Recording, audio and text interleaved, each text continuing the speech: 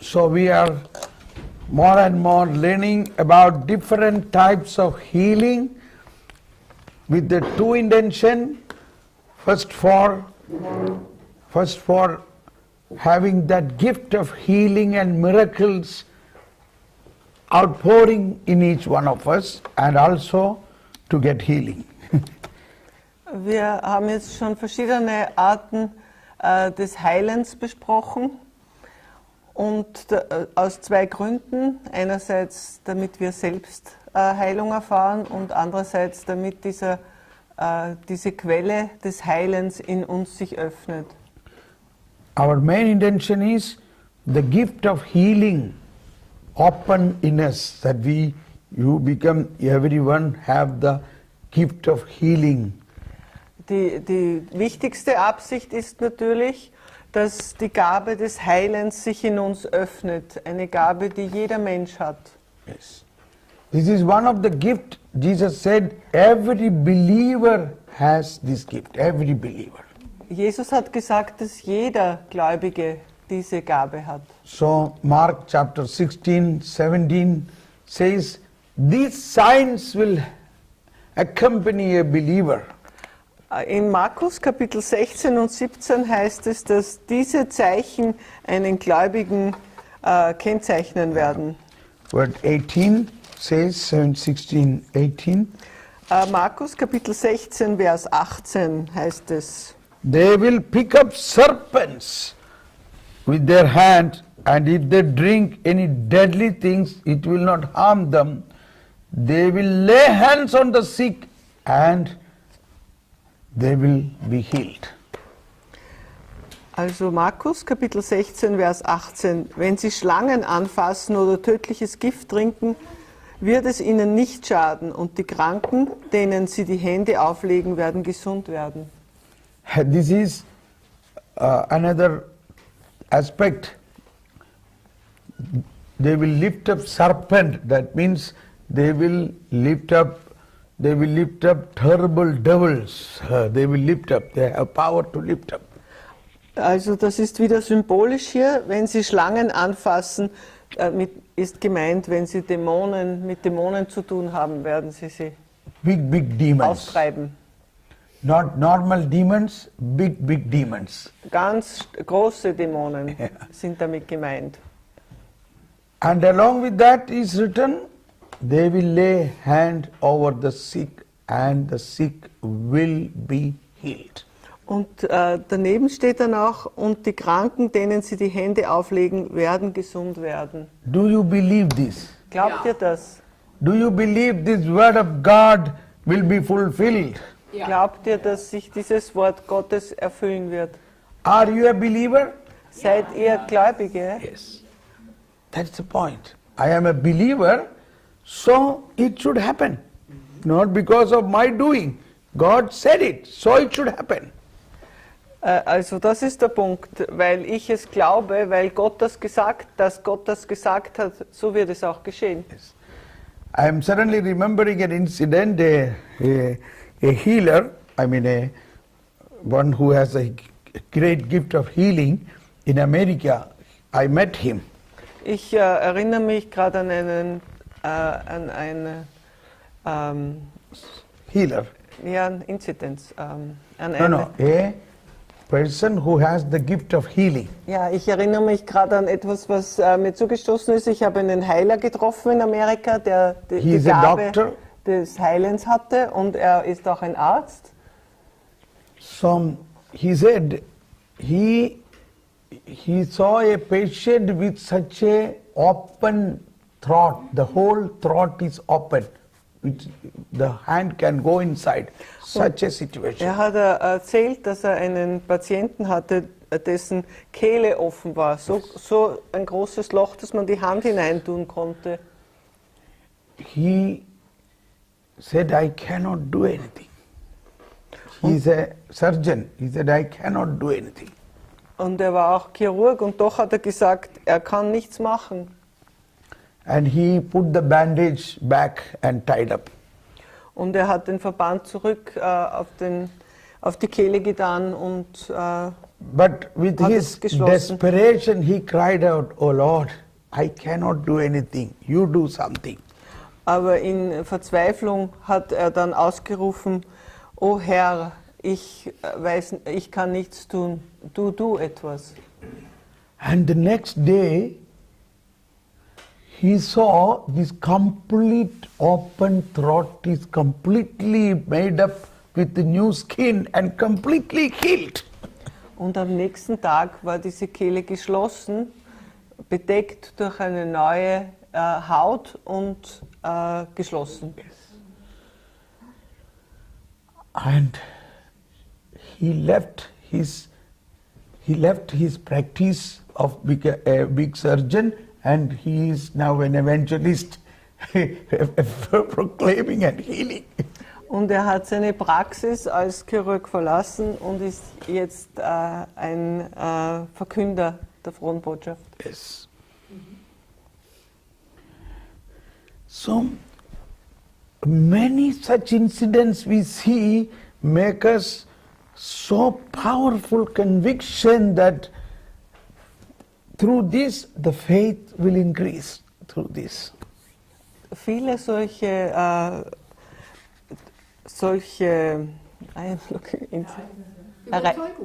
Ereignisse lassen uns sehen, die Kraft.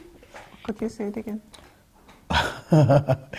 Through this, the evangelization will take place. The power will flow. Durch diese Ereignisse wird die Verkündigung der frohen Botschaft stattfinden. Now, you know the history of Margarita Valapilla. She was also a cancer patient, and she was sent to Kerala forever to be away from Germany. Es gibt auch die Geschichte der Margarita Valapilla. She was sick. Die krank war und von Deutschland nach Kerala gesandt wurde. And in the Divine Retreat Center, she got miraculous healing. Und dort in dem Exerzitienhaus hat sie göttliche Heilung erfahren. Yes. And then she became fully powerful, and then the Lord said, go back to Germany and proclaim there. Und sie hat sehr viel Kraft erhalten und der Herr hat gesagt, geh zurück nach Deutschland und verkünde dort. We have a wrong understanding. Mission means India, Pakistan. No, mission, India, Pakistan is not only the mission country, Germany is also declared as a mission country. Wir haben jetzt ein falsches Verständnis, denn früher war Pakistan und Indien waren die Länder, wo man missionierte. Heute ist das auch Deutschland. Yes. In fact, the Bishop Conference of Germany declared Germany is also a mission country.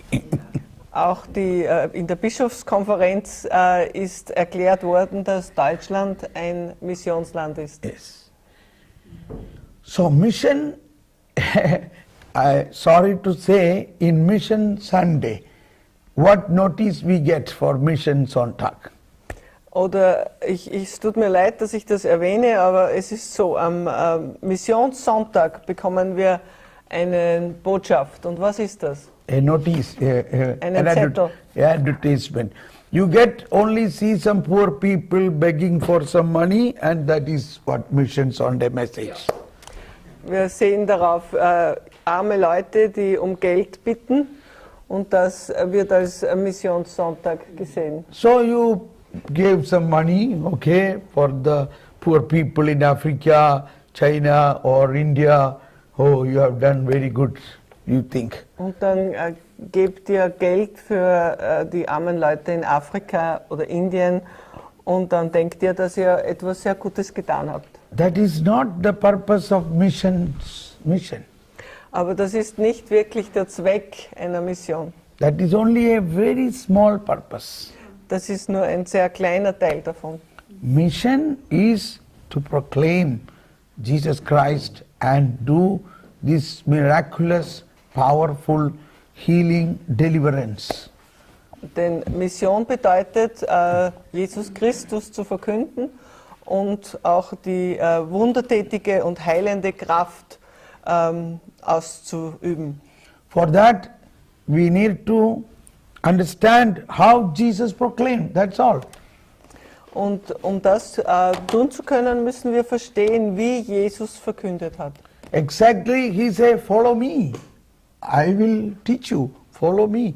So wie Jesus gesagt hat, folgt mir, ich werde euch lehren. In the time of Pope Paul-VI, a beautiful apostolic letter was written called Evangelii Nuntiandi. Zur Zeit von Papst Paul VI. Ist ein wunderschöner apostolischer Brief geschrieben worden und der Name davon war Evangelii Nuntiandi. Evangelii Nuntiandi. Evangelii Nuntiandi. Evangelii Nuntiandi. That is evangelization, proclamation of the gospel. Das bedeutet Verkündigung des Gospels, des Evangeliums.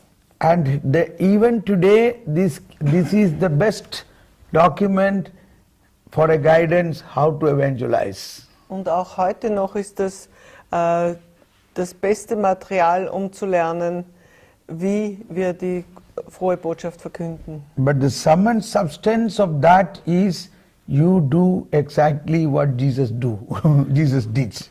Ganz wichtig ist, dass wir es genauso tun, wie es Jesus getan hat. Yes. He is the best model for evangelization. Er ist das beste Vorbild zur Verkündigung. So we were reflecting each incident in the gospel, how miracles and healing and deliverance and spreading of the faith happened. Wir haben jetzt viele Wunder schon besprochen, wie die Befreiung und Heilung stattgefunden hat. So in Matthew chapter 8, here is a very interesting case. A centurion came to Jesus. Zum Beispiel Matthäus Kapitel 8, da kommt ein Hauptmann zu Jesus.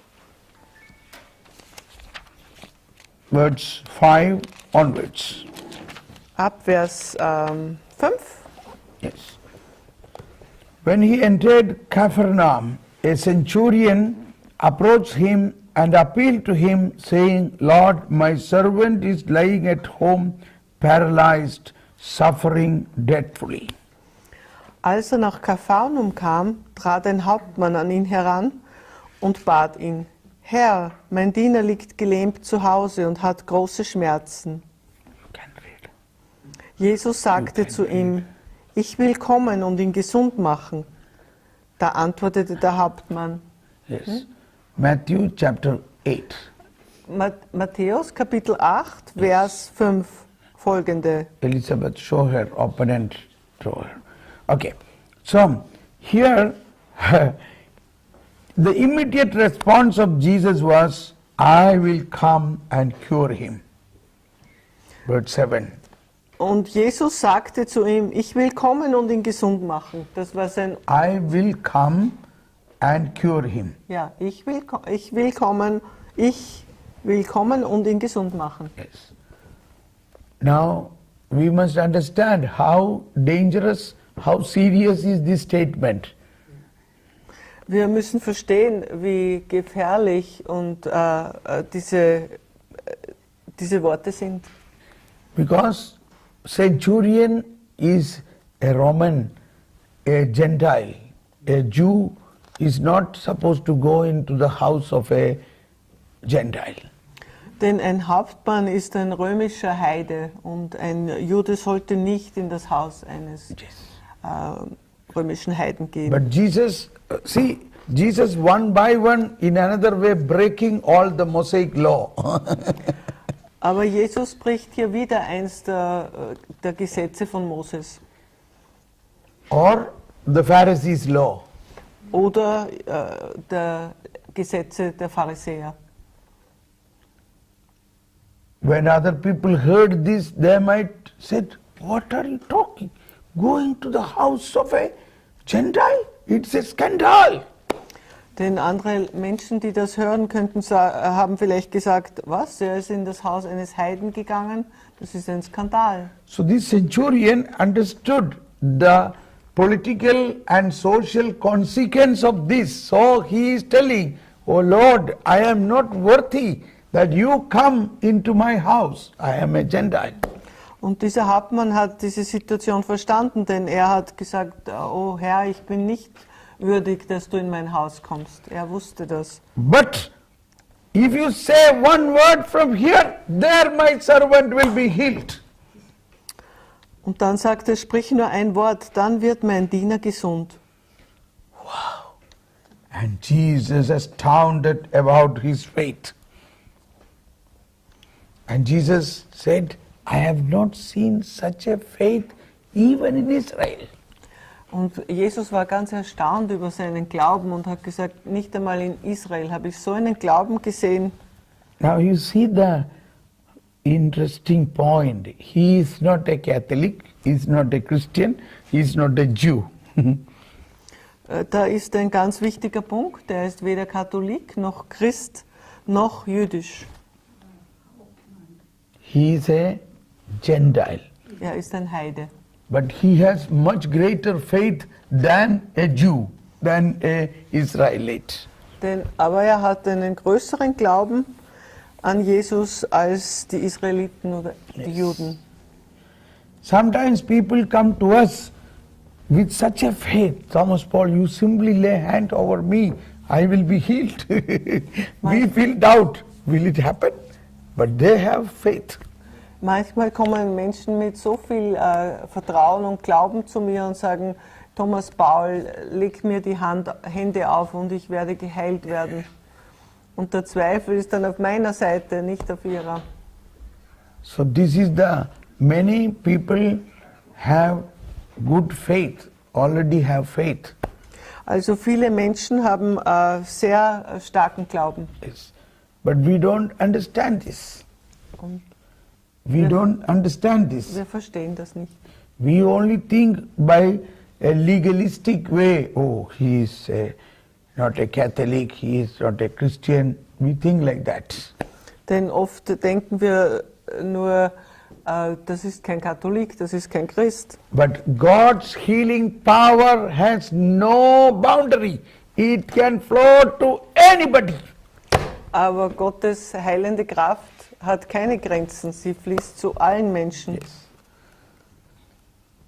Neither Jew nor Christian, a centurion and a Gentile. Also dieser Hauptmann war weder ein Jude noch ein Christ, sondern ein Heide. Now his words have become a crucial, important prayer in the Holy Mass. Und so sind auch seine Worte ganz wichtige Worte in der Heiligen Messe geworden. Yes. Oh Lord, I am not worthy, but say a word, I shall be healed. Ja Herr, ich bin nicht wert, dass du sprich nur ein Wort, dann wird mein Diener gesund. Yes. And Jesus said, I say to you,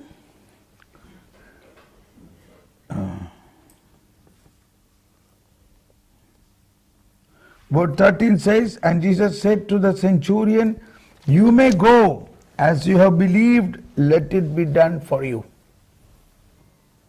In Vers 13. 13 heißt es, You may go, as you have believed, let it be done for you. And that very hour his servant was healed.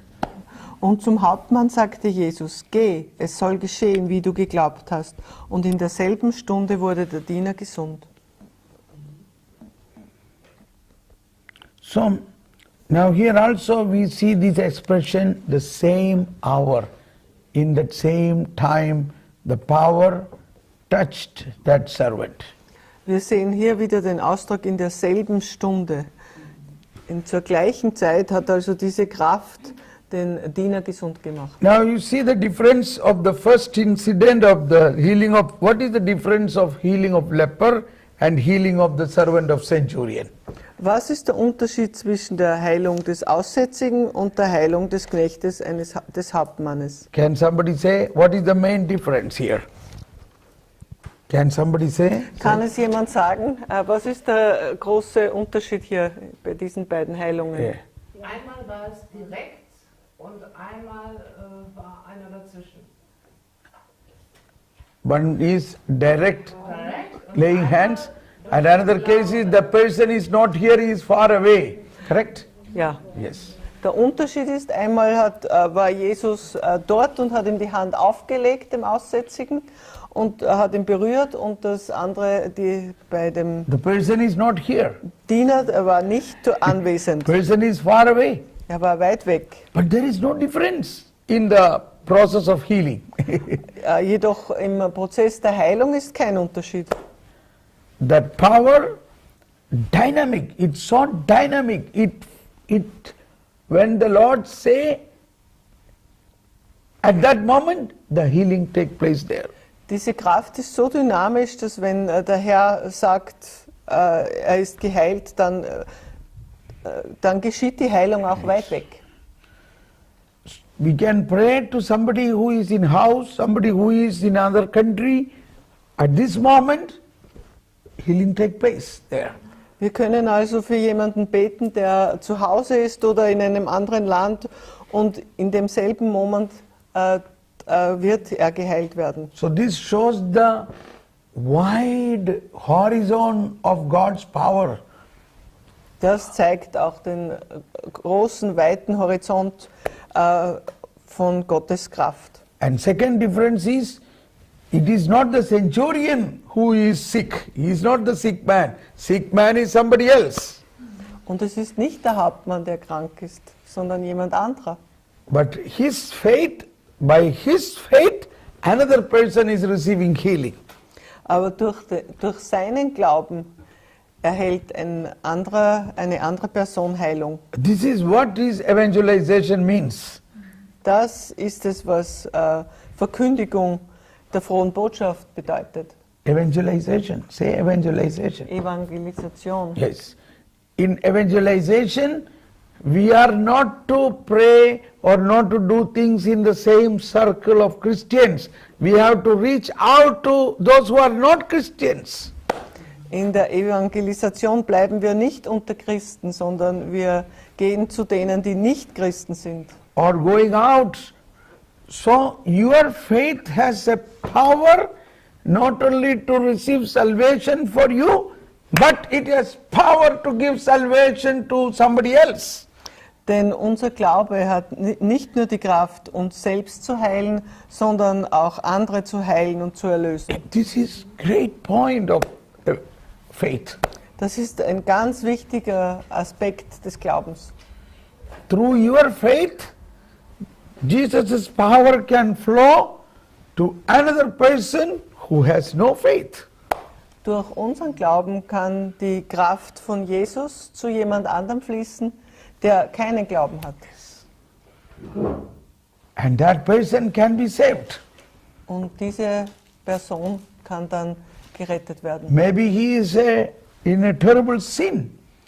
Unter Umständen ist er in einer schweren Sünde, He don't have faith.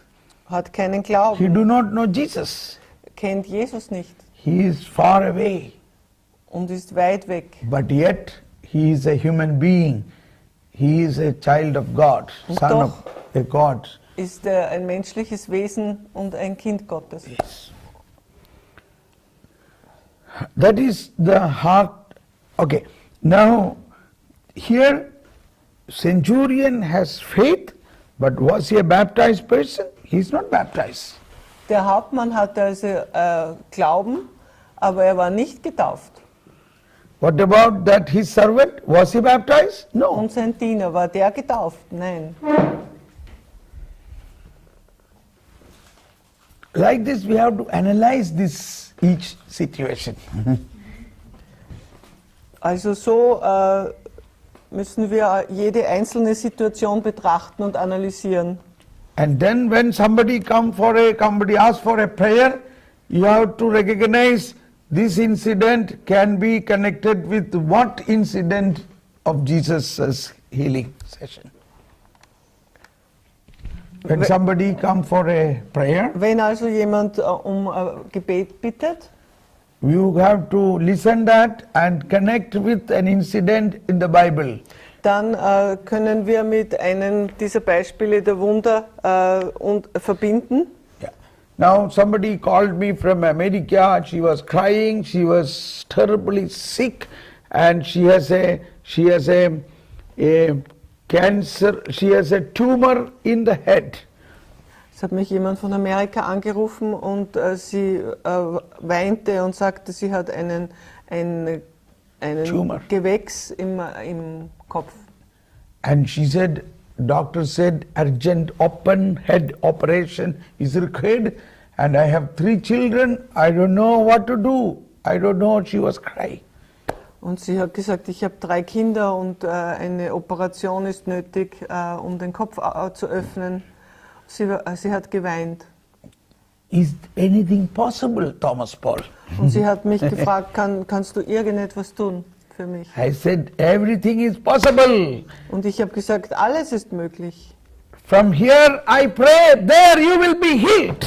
Ich werde jetzt beten und du wirst geheilt werden dort. Like centurion prayed to Jesus, and there far away his servant was healed. So wie der Hauptmann zu Jesus gebetet hat und dann ist weit weg dort der Diener geheilt worden. And Jesus said, have faith and ask the mountain to move, it will move. So wie Jesus gesagt hat, habe Glaube und der Berg wird versetzt werden. Now here only small mountain, only a tumor in the head. Und hier haben wir einen kleinen Berg nur, nämlich ein Gewächs am So Kopf. I connected these 2 incidents of Jesus' teaching, the 2 incidents. Ich habe also diese 2 Beispiele von Jesus Lehre verbunden. I told her, we are going to pray based on these 2 biblical incidents. Wir werden also jetzt beten und an diese beiden Beispiele in der Bibel denken. We are in a much advantageous situation because we both are Christians. We believe in Jesus, we are baptized. Und wir sind in einer viel besseren Situation, denn wir sind beide Christen, wir sind beide getauft. And Jesus is in you, Jesus is in me. Und Jesus ist sowohl in dir als auch in mir. And like centurion, we say, oh Lord, I believe you say one word and it will be healed. Und so wie der Hauptmann werden wir sagen, Herr, sprich nur ein Wort und du wirst geheilt sein.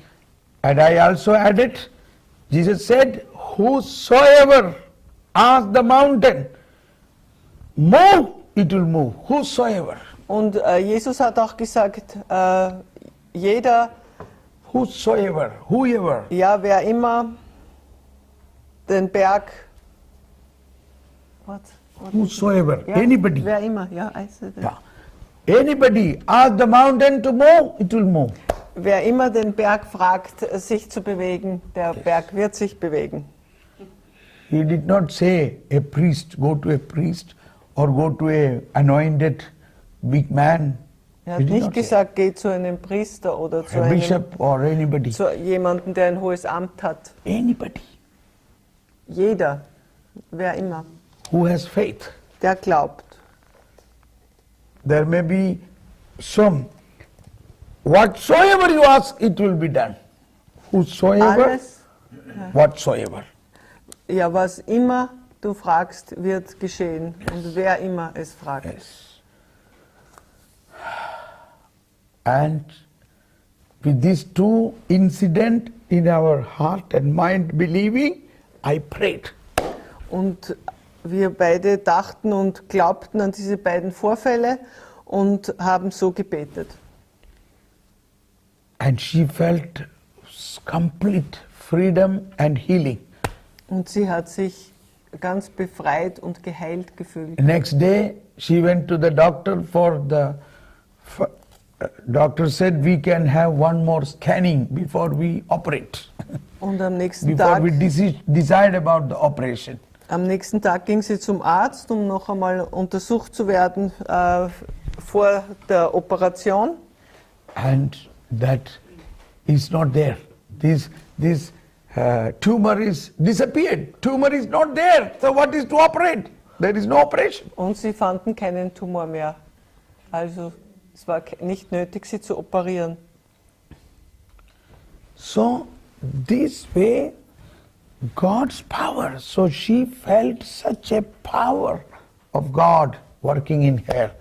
Und sie hat die Kraft Gottes gespürt, wie sie in ihr gewirkt hat. Yes. So this is an incident to pray for somebody far away. So, hier haben wir ein Beispiel, wie wir beten für jemanden, der weit weg ist. And the next incident is completely different. Jesus in the house of Peter, and his mother-in-law has a fever, very small sickness. Und das nächste Wunder ist wieder ganz anders. Jesus ist im Haus von Petrus und seine Schwiegermutter hat ein Fieber. It's not any serious cancer or something. Nichts Ernsthaftes wie Krebs. But what is important is she is the mother-in-law of Peter, my apostle. Was hier wichtig ist, dass sie die Schwiegermutter von seinem Apostel Petrus ist. Yes. And he touched her and immediately fever left. Und er hat sie berührt und das Fieber ist unmittelbar aus ihr gewichen.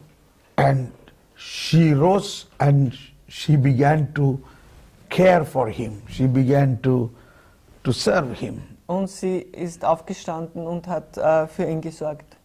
So, one thing there earlier, first other two things, one was a leprosy, another is a deadly paralyzed situation. Here, a very ordinary small fever. Wir haben also hier jetzt eine dritte Situation.